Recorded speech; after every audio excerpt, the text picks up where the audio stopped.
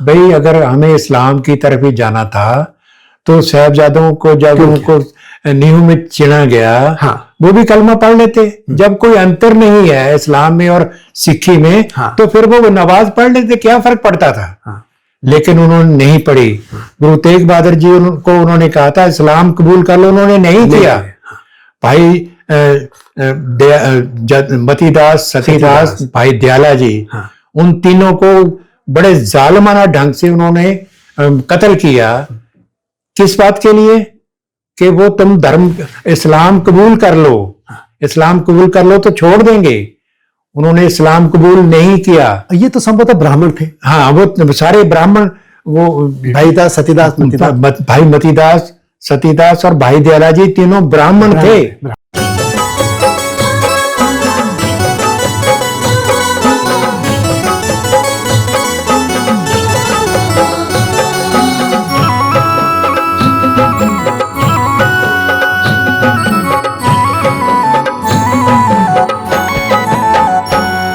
जय हिमालय, जय भारत।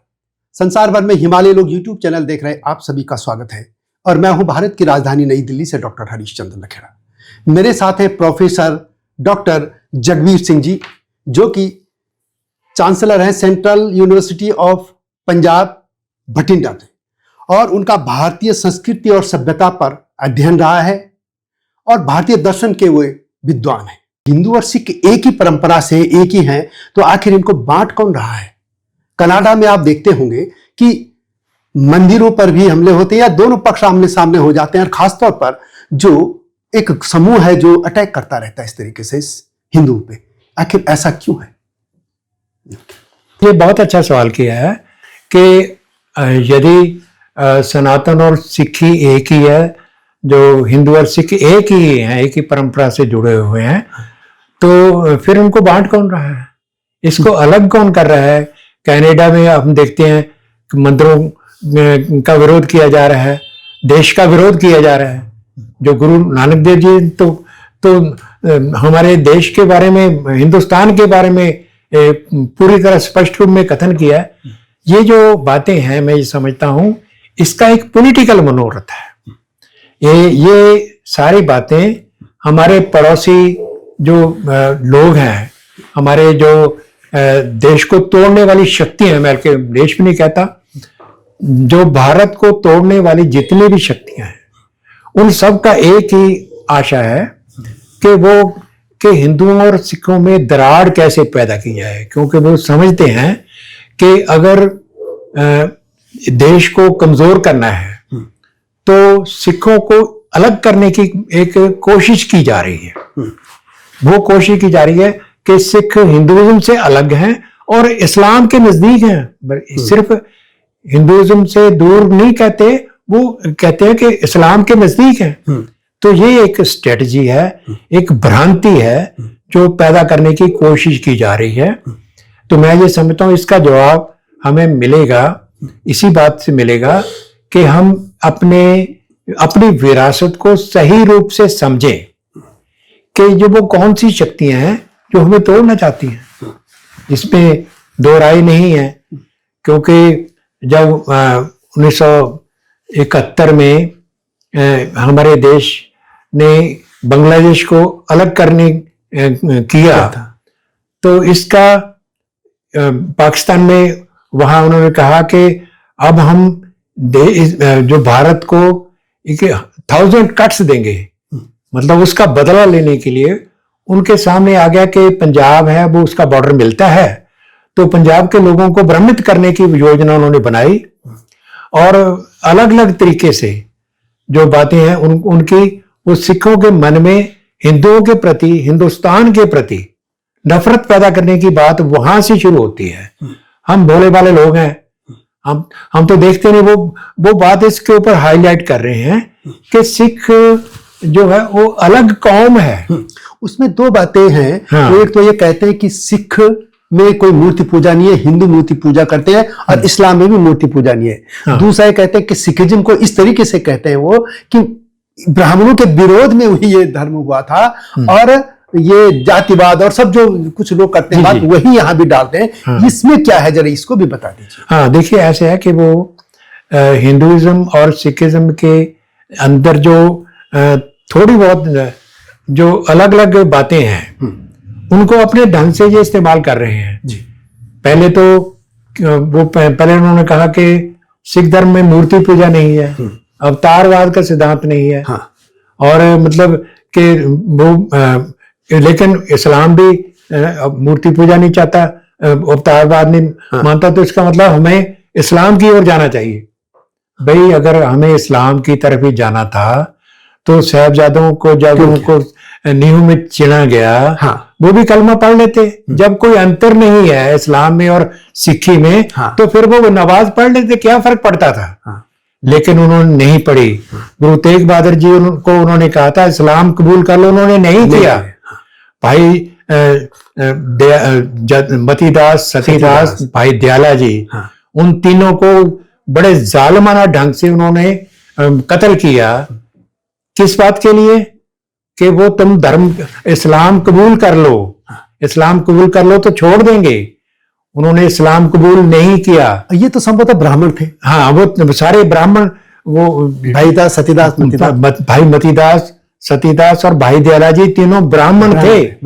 जिनको आजकल के हमारे भ्रमित लोग हैं वो कहते हैं कि ब्राह्मणवाद के खिलाफ है। वो कहाँ ब्राह्मणवाद के खिलाफ है?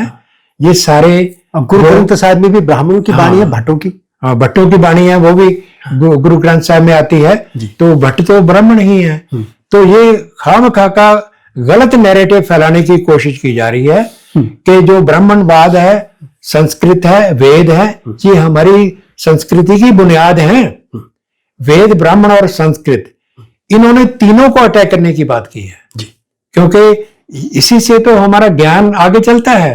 ब्राह्मण कोई जाति नहीं है, ब्राह्मण तो हमारे एक वर्ण है, जाति प्रथा में नहीं आता। भक्त कबीर जी कहते हैं कि गर्भवास में कुल नहीं जाती, ब्रह्म बिंद ते सब उत्पाती, जे तू ब्राह्मण ब्राह्मणी जाया, और आण वाट काहे नहीं आया। और मतलब ब्राह्मण सो जो ब्रह्म विचारे, बात तो उन्होंने ब्रह्म को डिफाइन किया है कि ब्रह्म के ऊपर विचार करने वाला ब्राह्मण है। वो किसी भी जाति का हो सकता है, जो विचार करने वाला है, जो ज्ञान की बात करने वाला, वो ब्राह्मण है। तो इसका मतलब है ये हमारे देश में भ्रांतियां बहुत ज्यादा पैदा की गई हैं। आज हमें उनको देखने की और समझने की जरूरत है कि आज हमें जो गलत नैरेटिव पढ़ाए जा रहे हैं तो उनकी हकीकत क्या है, उनका सत्य क्या है। सत्य तो यही है कि वो हमें तोड़ना चाहते हैं, हमें नहीं, हमारे देश को तोड़ना चाहते हैं। देश तभी टूटेगा जब पूरे समाज विखंडित हो जाएगा। तो इसका रास्ता क्या हो सकता है? इसका रास्ता मैं समझता हूं कि ज्ञान के साथ जुड़ने का रास्ता है जी। आज बदकिस्मती हमारी ये है कि हिंदू वेद नहीं पढ़ते, सिख ग्रंथ नहीं पढ़ते, दोनों लड़ते हैं। अगर हम अपने विरसे की जो ज्ञान परंपरा है वो तो एक निरंतर रूप में हमें मिली है। वेदों से लेकर गुरु ग्रंथ साहिब तक एक ही ज्ञान की परंपरा है। इस सब को अगर हम विचारेंगे, पढ़ेंगे, समझेंगे, उसके बारे में चिंतन करेंगे तो हम लड़ेंगे नहीं। क्योंकि हमें पता चलेगा कि इसमें तो बात एक ही कही गई है। जैसे मैंने शुरू में दोनों की टेस्ट के माध्यम से बात की थी कि सारी जो परम सत्य की बातें ही हमारी इस परंपरा में आती हैं, वो सिक्खी में भी हैं और वैदिक परंपरा में। थोड़ा सा इसमें एक दिन आप चर्चा कर रहे थे कि जो राजा थे रणजीत सिंह जी, महाराजा रणजीत सिंह, उन्होंने तो काशी विश्वनाथ मंदिर के लिए सोना दिया, बहुत काम किया, राम मंदिर के लिए निहंग लड़े थे, मरे भी थे। तो उनकी ध्वजा कैसी थी? गुरु गोविंद सिंह जी की ध्वजा में भी था। इस पे थोड़ा सा बता दीजिए कि ताकि लोग जाने कि सिख और हिंदू तो एक ही जड़ के हैं। ये मेरा ना ज्यादा उसका में है नहीं ज्ञान इसका। देखिए, पहली बात तो हमें ये समझने की है कि वाणी क्या है, जब गुरुवाणी क्या है। संसार को देखने, विचारने और समझने के दो रास्ते हैं। एक तो रास्ता है शास्त्र का, जैसे दर्शन शास्त्र है, ब्रह्म विज्ञान है, ब्रह्म सूत्र हैं, हमारे 6 दर्शन हैं, और बहुत से ग्रंथ हैं जो शास्त्र के रूप में आते हैं। और दूसरी चीज है वाणी परंपरा, जो हमारी गुरु ग्रंथ साहिब की जो रचनाएं हैं वो वाणी में आती हैं, शास्त्र में नहीं आती। ये एक ऐसा भेद है जिसको समझने की जरूरत है। तो मतलब है कि जो गुरु नानक देव जी ने एक खूबसूरत बात कही अपनी वाणी के बारे में जी। वो कहते हैं कि काव हो गीत ना बिरहड़ा, नानक ब्रह्म विचारो, कि जो मैं गा रहा हूं वो कोई गीत या बिरहड़ा नहीं है, ये तो ब्रह्म विचार है। इसी तरह भक्त कबीर जी कहते हैं कि लोग जाने ये गीत है, ये तो ब्रह्म विचार। जो सारी वाणी है ना गुरबाणी, वो शायरी में है, कविता में है, संगीत में है। सारी गुरबाणी आप देखेंगे कि क्लासिकल रागों में उसका गायन किया जाता है। कुछ रचनाएं हैं जो गायन के लिए नहीं है, लेकिन सारे गुरु ग्रंथ साहिब की जो रचनाएं हैं वो क्लासिकल राग के अंतर्गत आती हैं और कविता के माध्यम में रची गई हैं, लेकिन वो कविता नहीं है। जैसे गुरु नानक देव जी ने कहा कि गावो गीत ना बिरहड़ा, नानक ब्रह्म विचारो। ये तो ब्रह्म का विचार है, दार्शनिक चिंतन की बात है, लेकिन इसका माध्यम वाणी है। तो वाणी तो कह सकते हैं कि दर्शन शास्त्र तो हमारे अलग आए हैं, लेकिन ऋग्वेद से वाणी शुरू होती है। ऋग्वेद के जो ऋषि हैं ना वो वाणी की रचना करते हैं, उसको कहते हैं ऋग्वाणी, वेद वाणी। तो उसके बाद जो मध्यकाल में आता है वो संतों भक्तों और गुरुओं की जो रचना है उसको वाणी कहा गया है।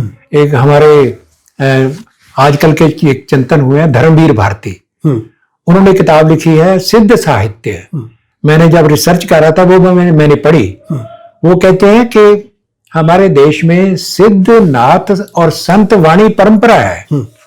हमारे देश की एक वाणी परंपरा है जिसमें सिद्ध नाथ और संत की रचनाएं आ जाती हैं। तो इसका मतलब है कि जो वाणी हमें पढ़ने के लिए गुरु ग्रंथ साहिब में मिली हुई है वो एक काव्य के रूप में है, लेकिन उसमें दार्शनिक चिंतन है। तो इस बात को समझ के कि इसको हम शास्त्र की तरह नहीं ले सकते कि तार्किक ढंग से हमें व्याख्या नहीं की गई, लेकिन इसमें ब्रह्म के बारे में, जीव के बारे में, यथार्थ के सृष्टि के बारे में बातें कही गई हैं। तो उनसे हम एक दार्शनिक चिंतन बना सकते हैं।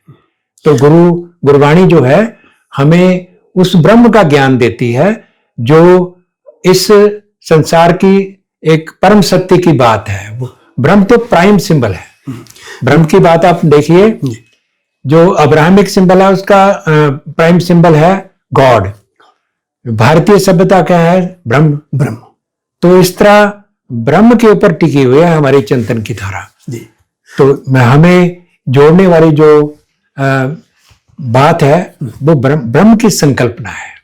थोड़ा सा लोगों को ये भी बता दीजिए कि गुरु ग्रंथ साहब का जो सभी कलेक्शन कैसे हुआ, किस किस की वाणी है, कैसे उसमें आदि ग्रंथ था, फिर गुरु ग्रंथ कैसे बना, थोड़ा क्योंकि मेरा चैनल देश भर विश्व भर में देखते हैं तो वो भी लोग जाने की क्या है, सबको जानना चाहिए। ऐसे है कि जो आज जिसको हम गुरु ग्रंथ साहिब कहते हैं जी, इसका जो पहला संकलन है वो तो गुरु अर्जुन देव जी ने आदि ग्रंथ के रूप में हमें दिया है जी। भाई गुरदास जी उसके लेखक थे और गुरु अर्जुन देव जी ने वो सारी रचनाएं, जो सारी वाणियां भक्तों संतों की जो थी, सारे देश के पूरे विस्तार में फैली हुई वाणियां थी।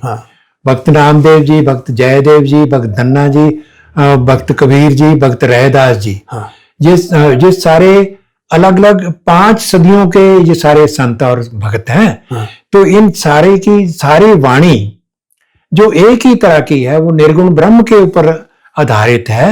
वो सारी वाणी को एकत्र कर उन्होंने एक महाग्रंथ तैयार किया, उसको आदि ग्रंथ कहा गया कि उसमें वो ऐसा ज्ञान है जो हमारे देश के कोने कोने में बैठे हुए संत भक्त और गुरु साहिबान वो अपनी वाणी रचना के माध्यम में हमें देख रहे हैं। तो उन रचनाओं को एकत्र करके एक ग्रंथ के रूप में देने का विचार गुरु अर्जुन देव जी के मन में आया, तो उन्होंने आदि ग्रंथ के रूप में इसको बनाया।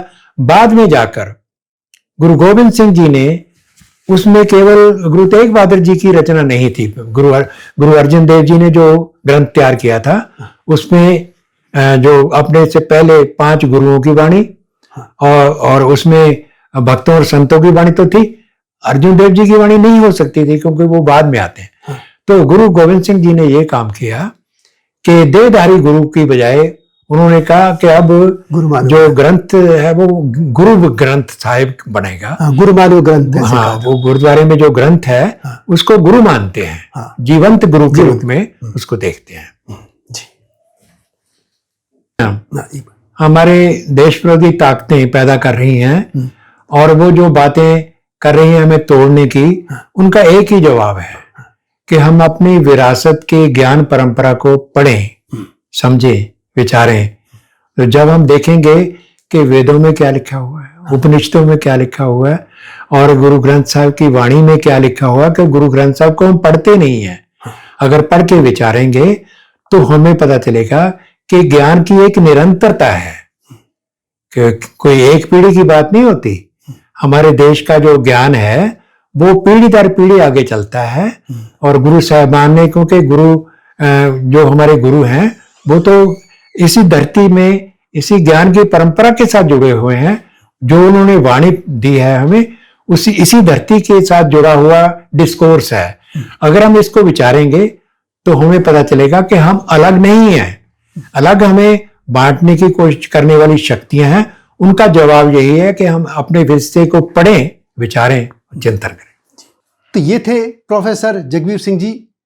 आपको ये वीडियो कैसी लगी कमेंट में अवश्य लिखें और उनसे भविष्य में भी मैं लगातार बात करता रहूंगा। आपके मन में भी कोई जिज्ञासा है हिंदू और सिखों को लेकर, उनके संबंधों को लेकर, या भारतीय धर्म, सनातन सभ्यता, सिख सभ्यता, बौद्ध, जैन, जो भी, आप कमेंट बॉक्स में अवश्य लिखिएगा, सवाल लिख दीजिएगा। मैं जरूर प्रोफेसर साहब के पास आऊँगा और इन सवालों के जवाब उनसे लूँगा और बाकायदा आपके पास आऊँगा। लेकिन अंत में एक बात और, कि चैनल को सब्सक्राइब करना न भूलना। यदि आपको वीडियो अच्छी लगे तो शेयर भी कीजिए, लाइक भी कीजिए। जल्दी आऊँगा नहीं फिर डॉक्टर साहब के साथ, प्रोफेसर साहब के साथ। तब तक जय हिमालय, जय हिमालय पे पेड़ हो तो गीत गाएंगी नदियाँ, गीत गाएंगी नदियाँ। पेड़ों पे चिड़िया है तो गीत गाएंगी नदियाँ, पेड़ों पे चिड़िया है तो गीत गाएंगी नदियाँ। माँ की लोरी जैसे होते हैं नदियों के गीत।